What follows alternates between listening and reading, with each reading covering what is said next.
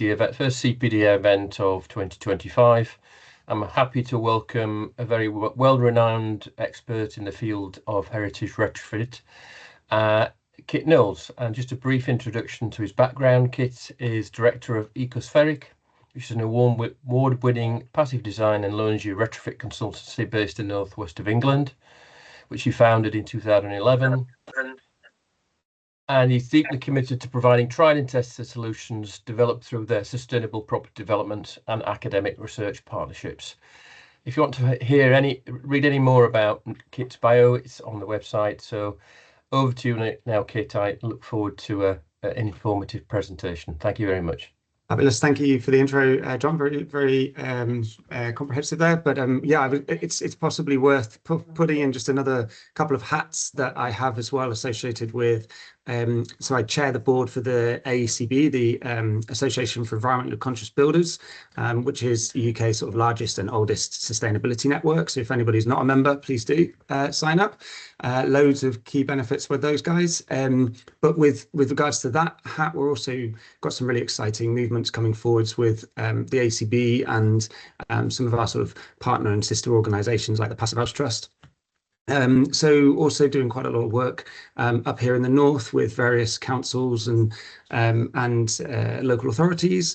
So got some research projects on at the moment, which we're going to kind of cross over as we go through this retrofit methodology that I'm going to present today.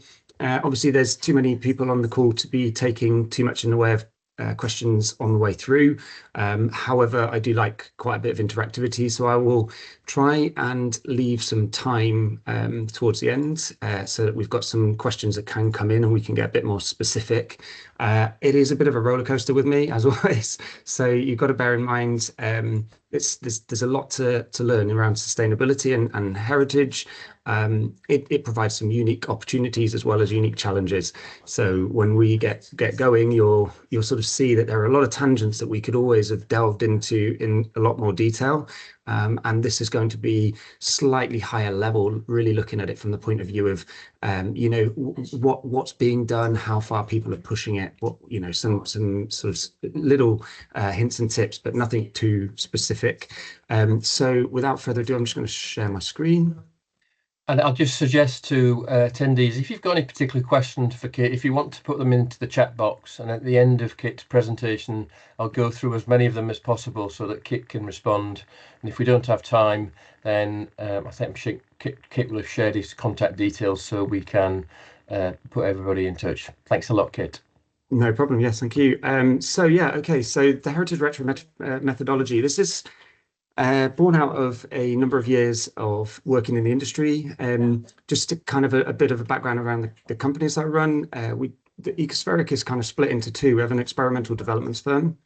And that experimental developments firm is really tasked with trying to identify new sort of standards, levels, achievements that can be brought to bear in all sectors of the built environment. So domestic or residential, domestic or commercial, or looking at it from the point of view of light industrial, but also both new builds and the sort of renovation side of things, retrofits. And so when you're looking at this from the point of view of experimental developments, we kind of get involved with projects through actually purchasing assets, land, etc. And we have all in-house here our own engineering teams, design teams. So we're able to pretty much do everything in-house, which gives us a really holistic viewpoint and capability, which means that we can really delve in without too much in the way of constraint that you might normally expect, which gives us there in turn the ability to really push very, very far in terms of sustainability achievements. And I'll cover a couple in this presentation in terms of projects and just kind of dip into what's been done and how far we've pushed. But you can imagine coming out the other end of that, there's a lot of learnings and opportunities that we can then enable other people to make the most of. And that's where the consultancy comes in. So we enable people to then essentially take this capability. So we have in-house things like WUFI modeling, when we're talking about movement of moisture in vapor and liquid phases. We do a lot around therm modeling, around thermal bridge and understanding that side of things. The actual thermal model itself, which is Typically for us, we do SAPs and SBEMs and all of that stuff, but generally focused on passive house planning packages, so the PHPP software, and also DSMs, so the dynamic simulation models, which are much better for more complex spaces where it's on a room by room basis rather than whole envelope. And so these capabilities, along with the platform and methodology that I'm going to describe today, is very useful for people to be able to kind of fill in gaps or get a complete one-stop shop. And so, as you can imagine, we're then brought in on some really interesting projects. And so we get our own projects as the kind of guinea pigs, but we do actually get quite a lot of opportunity through other people's projects, and particularly dealing with scale of projects that we can't afford. Like, for instance, we are hopefully putting the finishing touches to the UK's first net zero carbon hospital. When I say net zero carbon, no commercial building is actually net zero carbon, so beware of the greenwash, but this is the new NHS NZCBS, the building standard for net zero carbon by the NHS, which we're conforming to. So hopefully we'll be the first of that. So I can't afford a £110 million women's and children's hospital in-house, but it's a great opportunity for us to play around with, where healthcare and larger scale commercial can get some really big savings. And as you can imagine, there's a lot of kind of economies of scale associated. So this is kind of building a background. We kind of trial and think and do in real terms. We have our own contractor or our in-house builders, and we are then able to apply that to projects across the board. So we work with a lot of people, and what's really interesting where this has come about is, as you can imagine, 15 years of doing that kind of work has resulted in broad spectrum of projects, of course, but also lots of different ways of doing things. And we've kind of been honing that and trialing and testing to the point where we did a project with the University of Liverpool and Wirral Council, and we've been pushing towards creation of a new methodology, which I'm going to talk about today.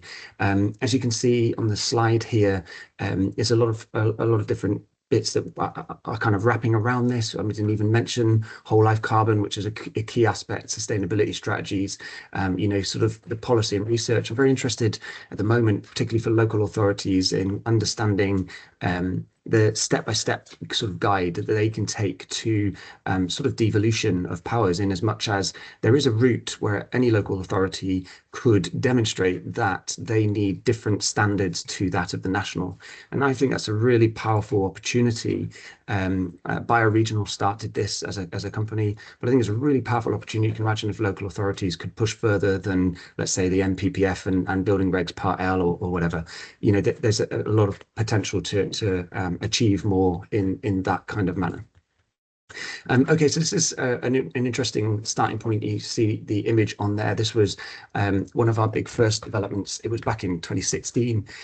This was taking an 1895 pair of Victorian semis, classic townhouse setup, way too top heavy, a bit of a pain to convert on your kind of estate agent's golden checklist of your 5 bedrooms. Your ground floor has a open plan living, kitchen, dining, 2 receptions, WC, utility. That's what you really want. Really painful to fit into a sort of just slightly less than 70 square meter footprint, but really what we were trying to demonstrate with this is the importance and the damage that's done with your classic grand designs. That 60% of all work done in the construction industry, in domestic construction industry. Oh, somebody said I can't see the slides. I can see your slides.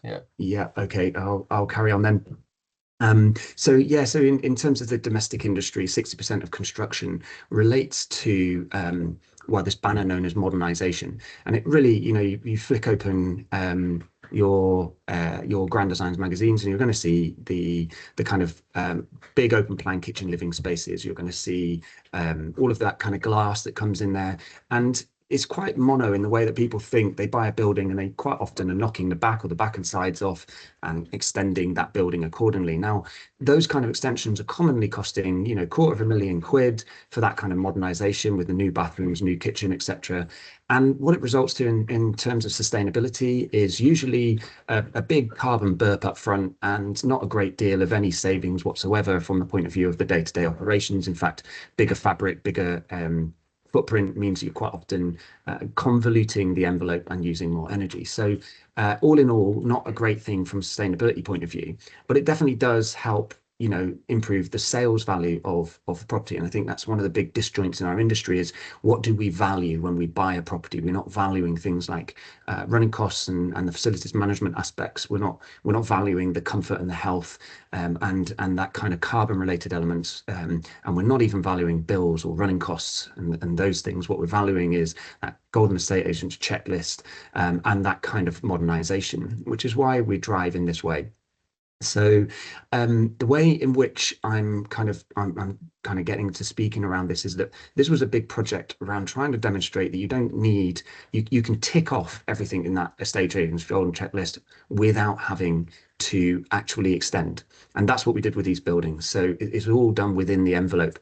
But the other thing is that we were trying to achieve passive house certification. In fact, we took this one this was the first. In fact, there was one in New York. There was a 1960s building, much easier building to deal with, and they got to Passive House Plus certification. So that was strictly the first in the world, but this was the second, and certainly the first of its kind in a number of ways, including the first to have stained glass in a Passive House certified building.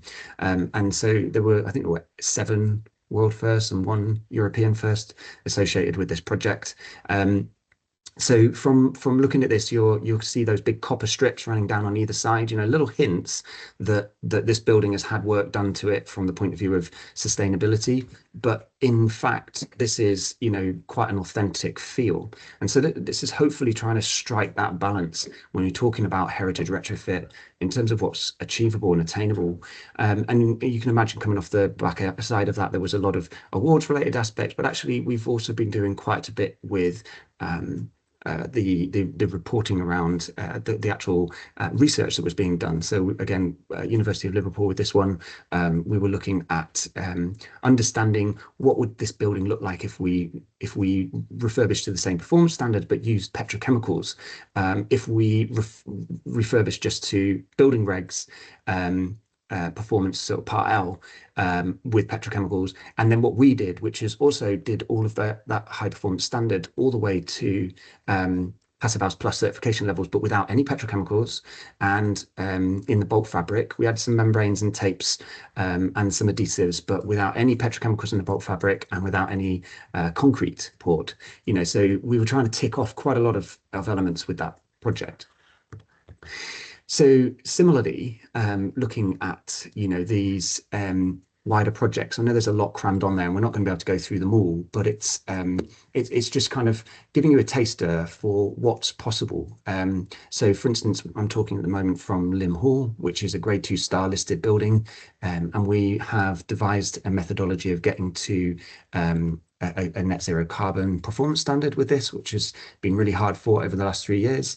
There's a grade 2 listed 17th century building. We're trying to bid for work for the project on the Wirral at the moment in Hamilton Square, which is coming off the back of the pre-work that we did, which we hope will be coming on first quarter this year, around devising solutions for grade 1 listed buildings in Hamilton Square. So we're able to kind of target a huge range, not only in terms of listings, but also in terms of periods of property and complexity of property.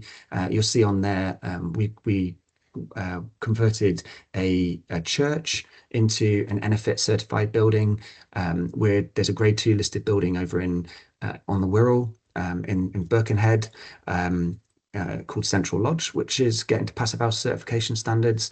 We're playing around with food halls, we're playing around with complete off-grid solutions. So lots of ACB and Passive House certified buildings of all varieties, solid 1960s, you know, self-build, architects design type houses, you know, all sorts. And also on the commercial scale, dealing with, you know, town centre regenerations and hospitals and schools.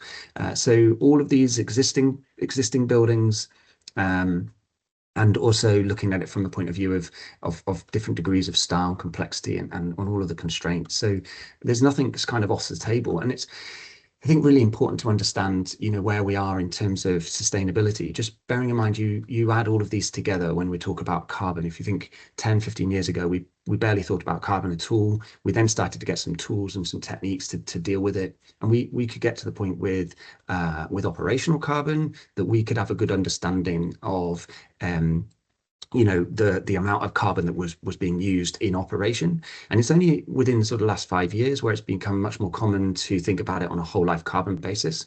And we're finding on projects time and time again that actually, if you have a whole life carbon model, especially when you're optioneering, which we'll hear more about later on, but when you're trying to trial different ideas in your models to see what's most effective, it actually completely transforms the outcomes from that modeling.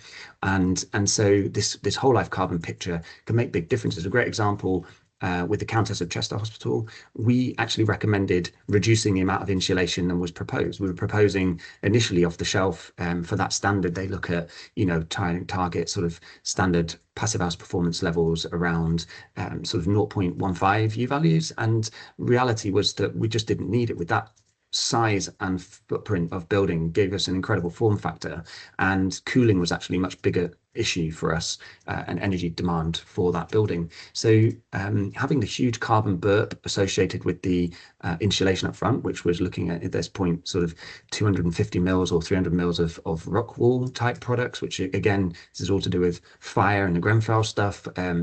So there's a lot of forces, a lot of stresses.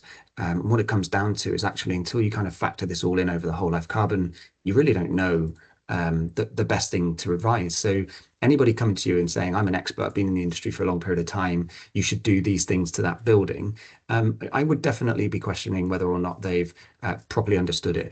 These thermal models to break down how the building actually performs is always eye-opening for me, and I highly recommend not skipping that kind of design aspect within the process. But what's really key here is, you can imagine, we're getting more and more comprehensive and more capable of understanding carbon, but carbon is just one of 9 different planetary boundaries. So in the top of that diagram you can see on the screen there, it says climate change. That's really all you're affecting. Now, of course, Earth has had a couple of years where we've passed the 1.5 limit, this year and last. So this 2050, are we going to be more than the 1.5? I think it's very clearly already there.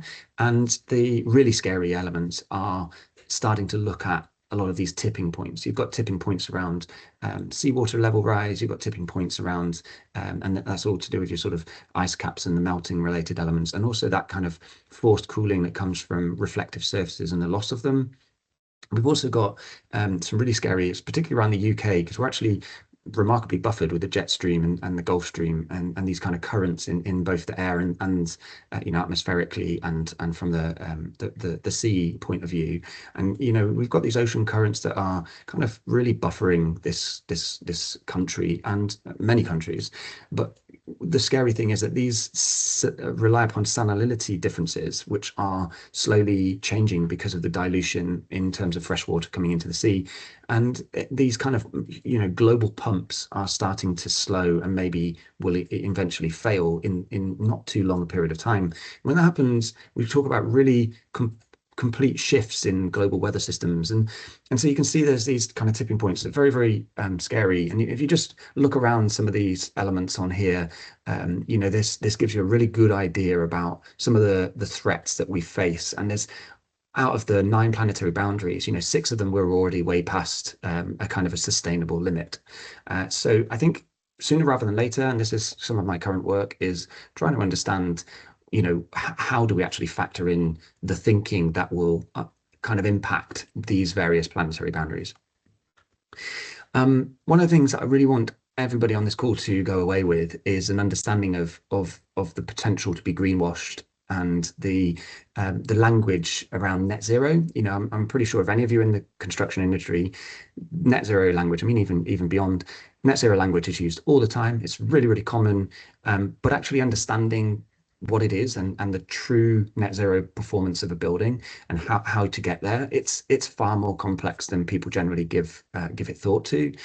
So a typical building, would be like the component on the left-hand side of that graph, where you can see that there's that kind of light lime green building energy demands. That's all of your kind of demands that it generally has: space heating, cooling, domestic hot water, auxiliary energy, like a lot of your ventilation, pumps, etc., lighting. You add all of that together, that's your big bulk consumption requirements, right? Great. Okay. So what do we normally do? Well, through design, we might conserve a bit of that energy by being a little bit more eco here, there, and everywhere. So we can kind of, put in a bit of insulation and improve, air tightness, etc. And we might conserve some of the energy.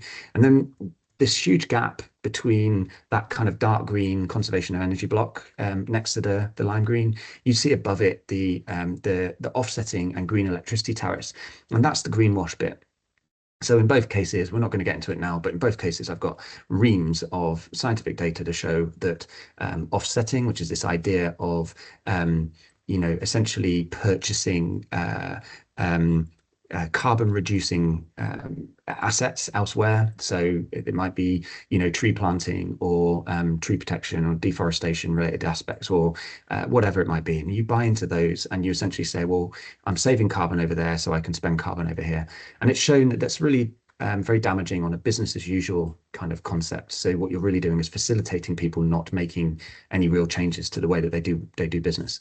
And green electricity tariffs are similar. It's kind of retrospective. It works on a REGO basis. So these are like carbon stamps against energy that are produced by turbines or whatever it might be.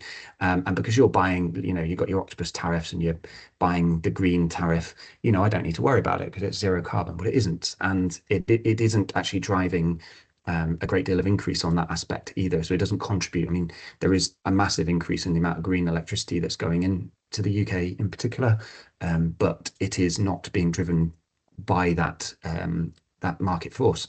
And so really that's the bit in which people are using to kind of contribute together with that conservation energy to say, right, I'm net zero. So when you're hearing that, particularly on a commercial building frontage, that's basically what's generally going on. When you look at the neglected energy, the first thing to note is unregulated energy is almost always outside of the boundary. And that's really important to get your head around, because unregulated energy is all the things that you plug in. And if I've got a hospital and I've got an MRI plugged in, that's a serious amount of energy being used. And actually we found in every case where we've considered unregulated energy as part of our modeling and optioneering, that actually it makes a world of difference from the point of view of, actually delivering quite significant decarbonisation. The other elements in the kind of light blue are all the kind of grid connections and other boundary related things. I mean, cheekily, I've seen projects that have taken things like energy centres outside of their boundary. So a huge amount of the carbon associated with a building is excluded. And so, the infrastructural upgrades that go with it. So you've got things like the connection and the grid losses with that connection, external lighting, landscape, parking, and infrastructural upgrades like you need a rectified and improved electrical connection for a more intensively used site. All of this sort of stuff is completely excluded. And then the obvious one is this carbon burp, the embodied carbon, the maintenance and repair, replacement, refurbishment, end of life, all of those elements that are kind of in the building and go with that building's life cycle, again, excluded. So to actually get to a point where you've got a net zero carbon in operation building, I say at least you need to put the unregulated in, because if it's in operation, then by definition, that's in operation. Arguably, you should put at least also the maintenance, repair and replacement elements into it as well. But I've kept that out just for argument's sake. But what you should be doing also to consider yourself true NZCIO would be the conservation of energy should be a huge proportion of the works that you're doing. And you should be making up the rest with renewables. And when I say making up the rest with renewables, I mean on site, or at least based on the capital expenditure of that project. So if you're going to spend money on that project, a portion of that money is going to installing new renewable infrastructure. And if you put those together, then you really are having a true benefit and difference. And you can see how that picture is starting to shift. But what I really want to highlight is just quite how far away you are from still being, what I call whole life, true carbon neutral. And that's because you're still not accounting for all those other bits and bobs. So it's in an intensively used building, like a hospital, like a school, like an office building, it's very, very difficult to get anywhere near that kind of whole life carbon, let alone, the NZC, let alone the whole life carbon. So I feel this is a really important thing to just bear in mind. Now, there is a new standard that came out called the UK Net Zero Carbon Building Standards. It's in its pilot mode at the moment. It's pushed by all of the kind of big folk in the industry, but I got to put out there that there's still quite a few holes in it. It doesn't cover retrofit in predominant way, and there's a lot of concerns around sort of elements of the whole life carbon that are not factored in, and you can certify without having to achieve that sort of net zero. So, in my opinion, again, there is a certain amount of greenwash still with it, but it is massively steps forwards over other standards in terms of considering a wider, a bigger tranche of information. Okay, so RIBA plan of work. So really what I wanted to show here is we're creating an overlay for the RIBA plan of work, and that we're creating the ability for us to step through various stages that really break this down. And what I really want to stress is that we should absolutely not be skipping. In fact, what I'm going to do quickly, because I think it'll be much more interesting, is I'm going to drop onto a Miro board of a live project, and then you can see how this is used in real time. But what I wanted to kind of get across is that these first few stages are more often than not skipped, and that's a kind of a fundamental issue that I want to kind of highlight. Yeah, here we go. This is a good one to go. So let's just share that screen. We've got something like 8 or 9 of these types of projects on at the go at the moment. So hopefully you can all see that. What we're looking at here is this is a grade 2 listed hall called Bodior Hall. This is over Anglesey Way. And we're doing a retrofit associated with this project. And what we're looking at doing is essentially taking it through multiple steps to show how we could decarbonize this building. Now, the first elements are the brief. This is one of the big skipped elements, and it makes a world of difference, because if you've got a tunnel vision client up front that knows what they want, that's what they're going to go for. And there's very little opportunity to go outside of that. You've got quite significant constraints put out there straight from the off. And so understanding brief refinement, and a big part of this tool is around making sure that we are kind of managing expectation and understanding the brief at the beginning very, very firmly. And we put it into context of three different components. One is the regulatory environment that we're in. So particularly when you're dealing with listed buildings, there's a real requirement for us to understand, what we will and won't be able to do. Another one is obviously the clients, in terms of this building, for instance, is being there's a change of use going in for converting it into a wedding venue. And when we look at this from the point of view of the third component here is the building itself. It's got a lot of constraint associated with it as a building. It has faults, it has characteristics, it has sensitivities, particularly the building itself, what we call the building character. We make that up. Principally, it's driven from the heritage significance statements. And with those heritage significance statements, we're able to really handpick and protect those components that are much more sensitive, and therefore understand exactly the shape of that kind of constraint. And so between the brief, between the character of the building, and between the kind of regulatory aspects and the planning requirements, we sort of build a really clear picture of what's available and what we have sort of up our sleeves to change this building or improve this building in any shape or form. Okay, so that's that kind of constraints analysis. What we also do, particularly in commercial buildings, is looking at it from the point of view of a intensification and diversification. So intensification, let's describe that as a number of different things. It can be buildings can be used more intensively because you can have more people in them. They can be used more intensively because you use them for more of the 24-hour period in the day.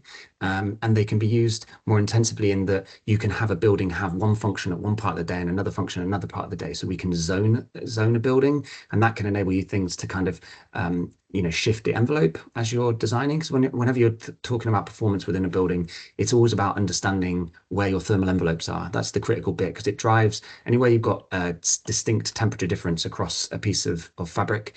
You've got heat loss, but you've got moisture, and you've got all sorts of other considerations. So understanding and defining that envelope is a really critical thing, and layering it up, doubling it up, adds. It's not 100% of the time a bad thing, but they're being clear about the part of the envelope that matters and the part of the fabric that doesn't, from the point of view of performance, is a real kind of fundamental part of it. So intensification, really, really important. Now, another thing that we can do is around diversification. You can imagine if this as a building is just a wedding venue, if there is any kind of slump in the business around wedding venues, it kind of takes out a future for this building. It makes it uneconomic, and so the buildings suffer quite often when their uses sort of tend towards redundancy.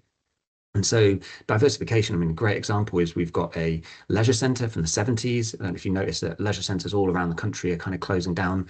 The Victorian ones are kind of long gone in the main. And a lot of the kind of more modern sort of 60s, 70s ones have also had a real kind of spate of being closed down. So we've got an opportunity there to use a leisure centre now.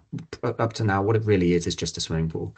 And what you can do with that is you can strap onto the side of it a spa and a gym. These are obvious kind of extensions of the same usage.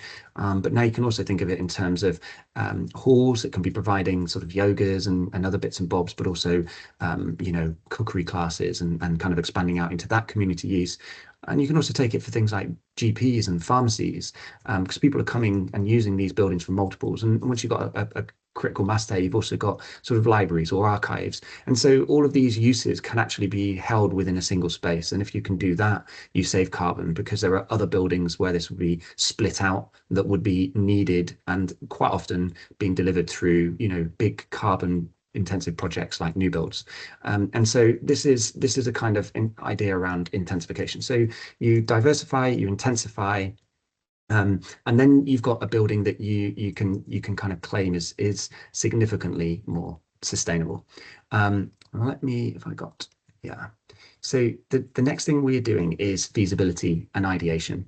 And what we're doing with feasibility and ideation, feasibility studies are looking at, we kind of categorize them. So we've got unregulated, energy, and building use specific. So, I talked about unregulated energy previously, you talk about medical and clinical.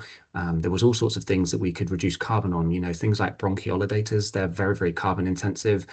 You can get clever things where gas and air is incredibly bad from a global warming point of view. And you can have systems that will recover that gas and air as you're breathing it out again. It scrubs it, and it doesn't have the kind of carbon impact. So there were all sorts of things that we found, and you find it all over, for instance, education. We did an IT college up in Blackpool, and that had 1,000+ computers, and the difference between having 1,000+ laptops and 1,000+ computers with monitors, the energy difference is absolutely phenomenal. So these are the kinds of things that if you think about unregulated, you can actually have a big impact.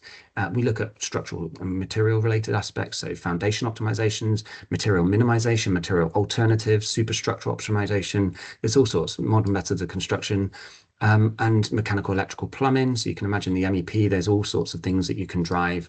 I mean, lighting is a classic. You're getting now up to 200 lumens per watt technologies out there, which is, 4 times more efficient than the kind of original LEDs, which are in turn 8 times more efficient than the kind of old incandescents. And, so there's huge journeys that some of these technologies have come on, and they're kind of cost neutral. And you can sort of, just being aware of them and knowing where to go and specifying different ones, you can get a whole lot of improvements in terms of carbon. And so you can see that we're looking at these from the point of view of sort of planting 1,000 roses. So part of this tool has a database, and that database is all the different things that we've done in the past. And we have a method of selection, so that when we're dealing with a given project, we're able to kind of identify what is included and what is not viable in this option. And it usually comes out of that constraint analysis. And when we go through that, we're able to produce basically a long list of potential ideas, and that those potential ideas are what goes into a black box, and I'll explain that in a moment. This tool, by the way, we're talking about, we've called it Earth, the Eco-Architectural Retrofit Toolkit for Heritage. So yeah, let's go to the analysis itself. So these are the kinds of graphics that we're producing to help people make really powerful decisions. And we call this process optioneering. We define a lot of assumptions, and we also think about things in terms of either existing models or base case models. And they're different things, but don't worry about what it is. What we're saying is that we need to know where we are now, or where we would have been if we didn't do any real thinking about it. And that kind of sets the peg in the ground, and it says, right, okay, so from here, what could we do to save energy? And so what we're trialing in here are lots of different things, passive things around fabric, looking at active things around MEP, and with scenario build off the backside of it.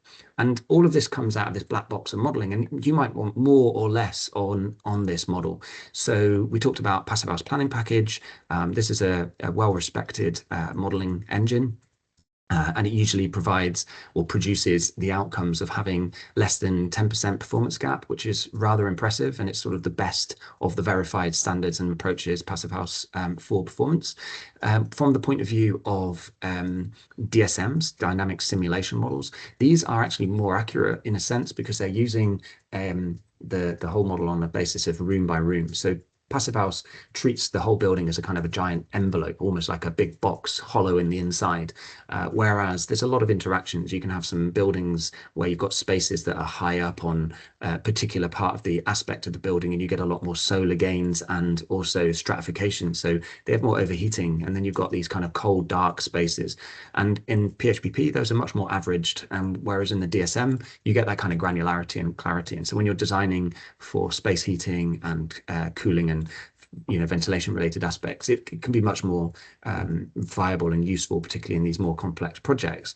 And so these are the kind of fundamentals. So we would model either in PHPP or in DSM typically. And then what we might strap onto the backside of that would be a one-click LCA model. So now we start to wrap around in terms of carbon to the befores and afters of the whole life. And then what we can also do is we can extend it out with the therm models, with the WUFI models, and we can start to build really complex idea about what's going on. Also, life cycle costings is a kind of a new modeling engine that we're trying to build at the moment. We have a lot of data from all of our own projects in terms of how much it's cost to build and specify various aspects. And what we're trying to do is try and apply that across the whole life, because it makes a big difference. A huge benefit that you're completely losing from sustainable upgrades is how much it can reduce running costs, but also maintenance costs. And if you're replacing something that's old and knackered and needs heavy duty regular maintenance to something that you can kind of fit and forget for 30 years, there's a big difference. And so looking at this on a whole life basis in carbon terms really helps us to tie down what's positive and what's negative.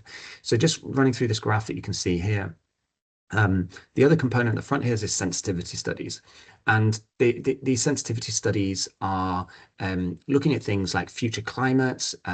If we want it more comfortable, so you could, instead of it being 20 degrees, it could be 21 degrees as a set point for heating, or instead of it 25, it can be 24 for cooling, so you can tighten it up and get a more comfortable zone. You can vary occupancy. That's one of the biggest impacts on these. So how building is occupied. So you get this concept of internal heat gains. So each and every one of us gives off 100 watts, for instance. So if there's a lot more of us, there's a lot more heat coming into a building, and it kind of shifts what energy types that building needs. And what we can do is we can play around with it to make a much more robust system in terms of this black box of all these models, by seeing what happens if we sort of tweak and play. But we then smash all the fabric options and we smash all the MEP options, and you can see individually what kind of impact that's having on the building. And then what you can do is you can put them together, and you can start to understand what's going to happen on a scenario basis. Now, this graph here is the same as the graph before, except for it includes the whole rest of the life. Sorry, this is all of the operational. This would be blue and red if it was for heating and cooling. This initial model here didn't have any cooling requirements. This one is where you put the heating, the cooling, but also the ventilation and lighting, those sorts of concepts. And we even put the unregulated energy elements in here for understanding what difference that makes. And you can see we kind of play around with different scenarios where we kind of include or exclude certain ideas. And by combining them together, we can kind of see what sort of impact that they're going to have. We then look at the kind of costings. This is a very weird one because they have an RHI payment on here. So for 10 years of its life, it actually earns more money to use more energy, which is a really confusing situation to be in.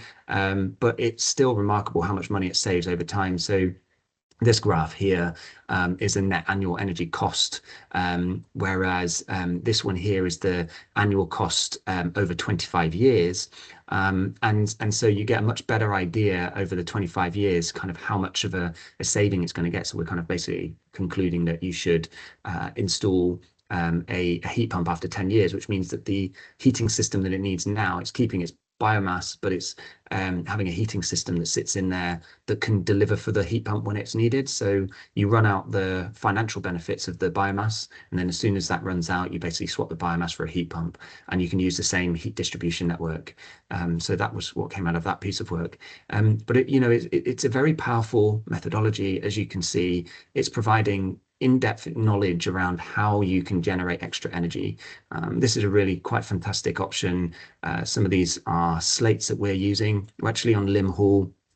We're doing a project where we've got diminishing courses on the slates, and we've devised a methodology to use this kind of replacement. These are actually PV tiles that you're seeing, or PV slates that you're seeing on the image here, and we can do that in regressive and in diminishing courses. So you can see this the larger slates towards the bottom getting smaller as they go up, and that'll be a world first. But it's enabling us to put on grade 2 star listed buildings PV that wouldn't otherwise be allowable, and can really kind of deliver massive changes. So you can see here the yellow there is in a fully optimized PV solution, which is completely taking this down to the kind of net zero level in terms of the running this as a wedding venue. So we're kind of defining how far you need to go. And you can see the kind of impact that it has on the costs.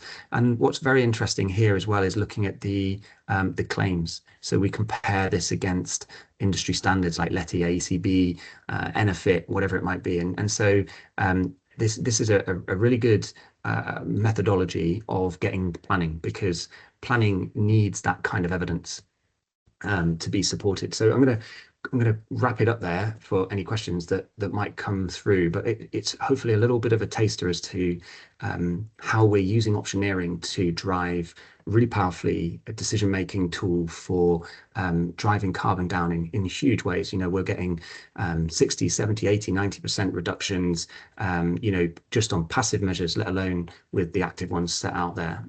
So dramatic, and on buildings that are ancient, complex, listed, protected, etc.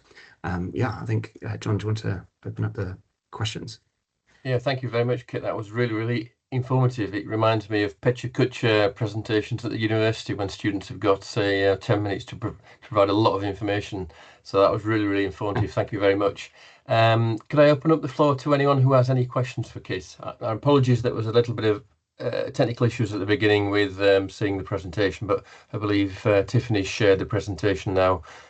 So you can see that if you haven't been able to see Kit's presentation. Does anyone have any questions for Kit?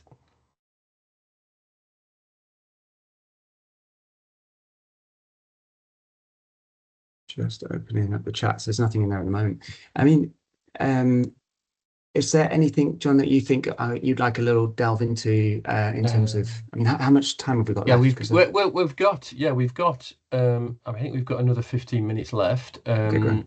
We've got one question here. Which is from Julian Jones, saying thank you very much for informative CPD. How do you allow an existing historic building to breathe when you then achieve passive house standards? Yeah, classic. Great question. So basically, this is where WUFI modeling comes in. So before we get to WUFI modeling, we do various things. There's rules of thumb. You need to understand that if you stress a building, you can sort of breach limits that will cause moisture to crash out. I'll explain just the highest level building physics sort of background to this. The best way to think of it is the application of external wall insulation versus internal wall insulation. So just for shorthand, EWI and IWI. If you've got a wall, let's say it's a 9-inch brick wall, and you put 20 degrees on the inside and 0 degrees on the outside in a winter kind of context, you'll see a fairly even linear gradient across that brick wall. So it's 20 degrees on the inside, it's 0 degrees on the outside, and the gradient in terms of temperature comes fairly linearly across that. Now, what you're actually doing is permanently drying that wall out by pumping energy into it. And obviously that energy that you're pumping in does give you some grace with regards to moisture and damp related issues, and you can have quite a bit of penetrative issue and quite a bit of weather tightness issues within these buildings, and you're still helping because you're pumping a load of energy into it. But obviously it's not a very sustainable way of dealing with it. So we start to insulate it. Now, if we put insulation on the outside of that building as an EWI, what essentially happens now is that whole masonry component becomes very much the same sort of temperature as the inside of that building, whereas the very surface on the very outside is still 0 degrees. And so the big sharp gradient drop occurs across that sort of thinner insulation layer now. And if you put the EWI, the insulation on the inside on an IWI basis, the gradient drops across the insulation, and it means that wall is now sort of tending towards the same temperature as outside. It would be a couple of degrees above it.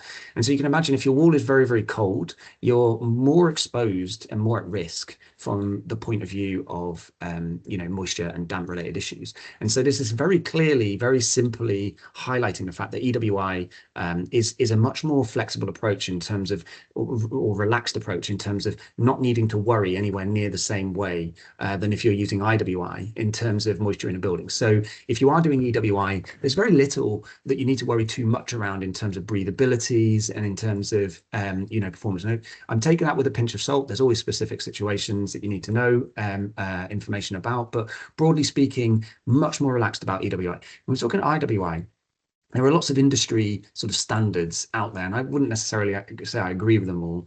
For instance, people talk about never go over 80 millimeters with insulation on an IWI basis. I'm regularly installing sort of up to 160 mil of insulation on a wood fiber basis.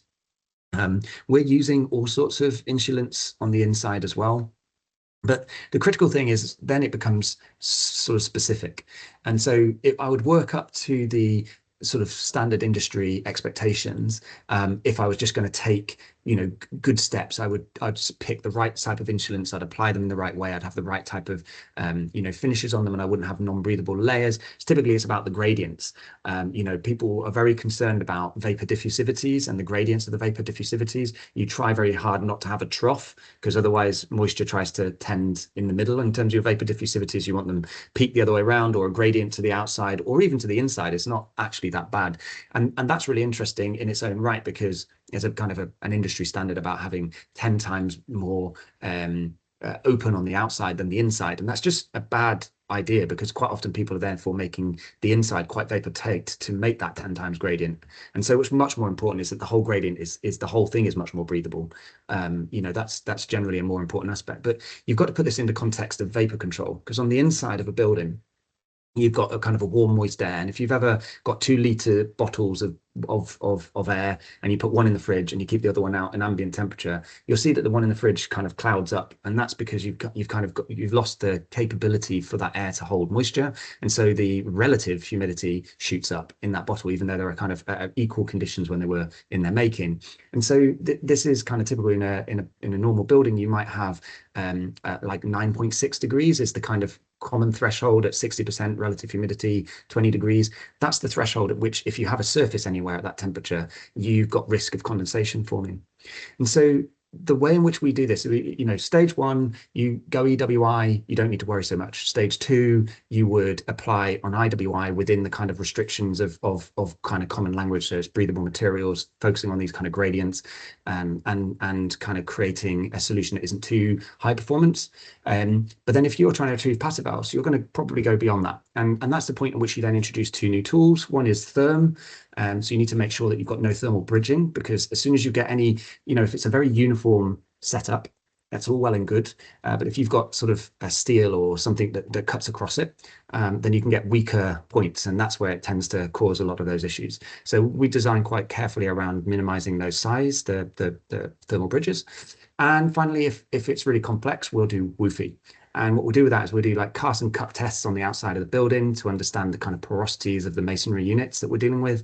And we'll do a little bit of lab testing with them so that we can understand the absorptivity and how much moisture they hold. So we're kind of looking at characterizing the existing building in real terms. And we also look at the mortar, not just the masonry.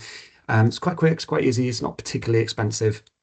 But what that does is it gives us a really good picture of the specifics that we're dealing with. Now, if you're talking gritstone, flint, whatever, don't worry about it. If you're talking about sandstone, oh my goodness, you really should be considering it, because sandstone's so much more absorbent and usually causes lots of problems. So when we go down the route of characterizing that stone and putting it into the context of the building, the next really big impact is how you're ventilating the inside. If you're talking about a classic form of ventilation, i.e. kind of opening windows or through wall fans or air bricks or whatever, all of that just results in incredibly high levels of relative humidity and stress on the building. And whenever you're dealing with upgrading that kind of internal wall insulation, you cause quite a lot of potential knock-on effects. If you're dealing with something like MVHR, mechanical ventilation with heat recovery, or AHUs, air handling units with a form of heat recovery solves a lot of your problems and constantly controls that relative humidity to a much more manageable level. You're typically between sort of 40 and 60% relative humidity, and that completely transforms how that building performs in moisture terms. And so between those two elements, we can then plug into a WUFI model, which is a German standard for hygrothermal modeling, looks at vapor in the liquid and the vapor phases. And then we can optimize. We can kind of say, oh, no, we've gone too far, less insulation, thank you very much. Or we can say, well, we need that much insulation and it's failing. So how do we solve the problem? Well, now we're going to introduce a very carefully designed and implemented vapor control layer. So people like Sega and ProClimber, they do some very interesting products around intelligent building membranes. And so you've got breathable membrane on one end of the spectrum, which you put on your roof. You've got your kind of completely closed, which your DPMs in the floor, and you've got this kind of vapor control layers. And a lot of people use fixed VCLs, fixed SD VCLs, which is about the vapor diffusivity. Bad idea. You want something that varies because it's very different summer, winter conditions. And so ProClimber is really good because it's got a very, very big range of variants, but Sega does it very cleverly because it has a permanently different vapor diffusivity for going into the building to coming out of the building. So it's constantly drying your wall in every part of the year. So hopefully that is a reasonable answer around how we're sort of getting over that. That's a very good answer. Very good answer. I'm going to be emailing you lots of queries as well. If I'm just we've got time for a few more questions, but I'm mindful there are going to be lots more questions that we won't have time to do. Can people contact you by email, and what's Yes, the of course. sort of what you prefer? Tiffany will manage that. You've got Tiffany's email address, so Yeah, pop that out. Excellent. Thank you very much. Okay, so we've got some. Have you had approved listed building schemes in South Wales? So have you worked on any listed building schemes in South East Wales? Loads in North Wales. I'd have to check how far south is south. That's from there's Mr. quite a lot Dorrington.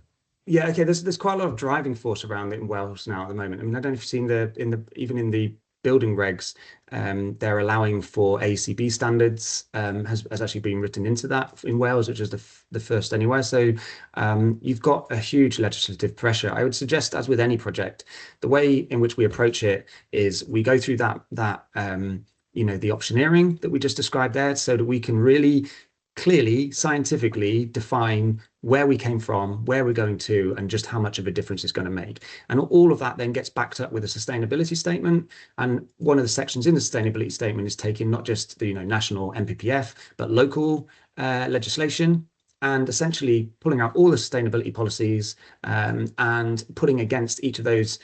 We've done South Wales, no problem, but I'm just thinking specifically around listed buildings. But I've done sustainability statements for things. I don't know if you've come across paragraph what was 55, then 79, then 80, now 84E, which is a clause around, it kind of came out of Gummer's law back in the day. But these are crazy new builds. But the point is that these sustainability statements we formulate in the same way by creating these kind of clearly demonstrated scientifically benefiting carbon reducing kind of buildings, and putting it then against legislation means that even if they say no, because at the end of the day it comes down to an opinion of an officer, you're kind of geared straight up to go into appeal if you need.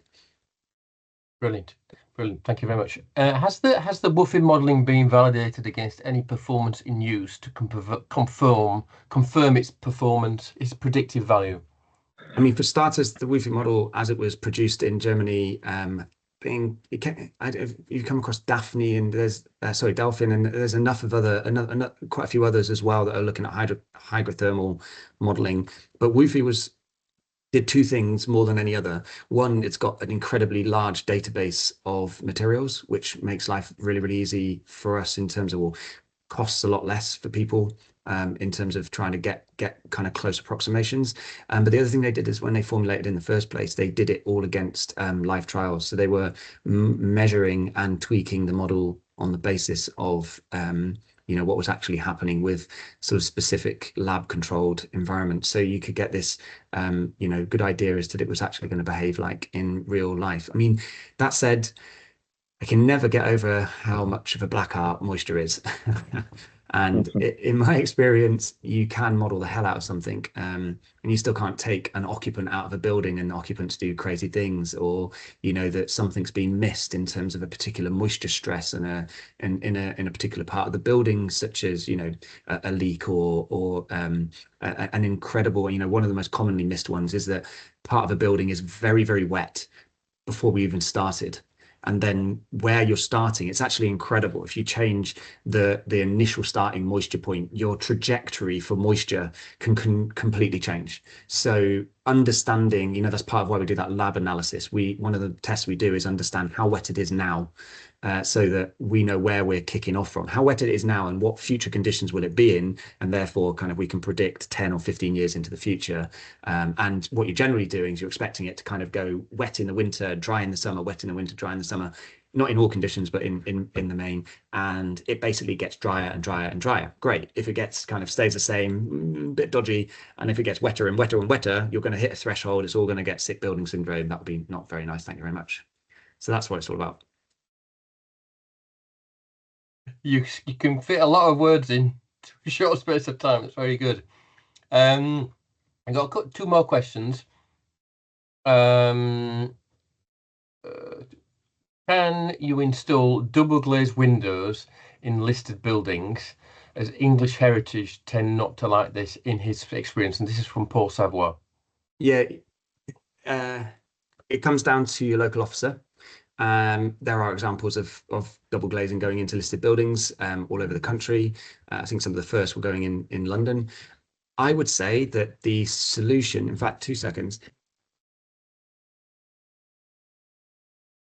So I would say, I'm just getting a sample, that we're using more and more vac glass as a solution, particularly in buildings which have sort of leaded lights, where we can actually apply them to it. Now, a unit such as this, sorry, I've got a unit such as this, and I'll hold it up against the screen. So here is, it's going to fuzz it out, isn't it? If I turn off the fuzz on here, but this unit is in effect 11 millimeters thick, and it's looking at this from the point of view of performance. It's the equivalent of where is it? Somewhere in the region of a 53 millimeter 53 millimeter IGU, right? So it's the equivalent of a triple glazed unit in terms of thermal performance, but it's 11 millimeters. And so with this, particularly it being quite light, it also gives us the ability so we can modify sash boxes and include these sorts of units in it. And they're incredibly attractive. Now, you can't get over the fact that this is a float glass, but there is now actually, in really sensitive situations, very, very expensive. This was very expensive previously, but now it's come down. It's maybe 15 to 20% more expensive. Let's say 15 to 20% more expensive than the triple glazing alternatives if I was replacing them out. So actually, it's much more viable. I think it's £250 a square meter for the glass. So the price has collapsed. If you pay, I think, £450, something along those lines, you can get the same unit with what's known as crown glazing, which has all your pips and bends and everything in it as well. So you can, it gets a little bit thicker there because that pips and bends, it actually goes on a separate piece. So you can't actually pull vacuum against the crown glass, but it gives you that kind of aesthetic. So yeah, we're using these to get through high performance units in very sensitive projects. Oh, sorry, John, you're on mute. Thanks. Yeah, thanks. I think we've just got one final question. Yeah, sure. Where did you get the PV tiles from? This is from Bob. Don't know his last name because he can get the panels but not the slates. Yeah, there are a number of manufacturers on the market. The one that I was showing there was a research project we're doing with GBSol. And GBSol are offering these, they've got 3 different size slates that they do. It's essentially a sort of a linear PV panel, which is split to look like, let's say, 3 or 4 different slates in a row.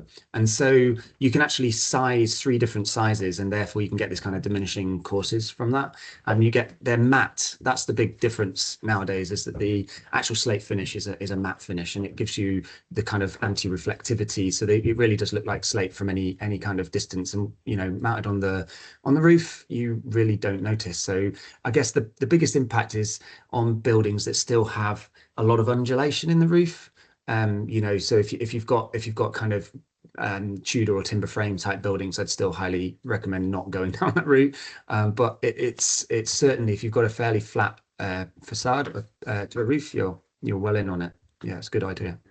Brilliant, thank you very much. I think someone's just queried, do you have a link that you or Tiffany could provide on the details for the glass that you've just been demonstrating?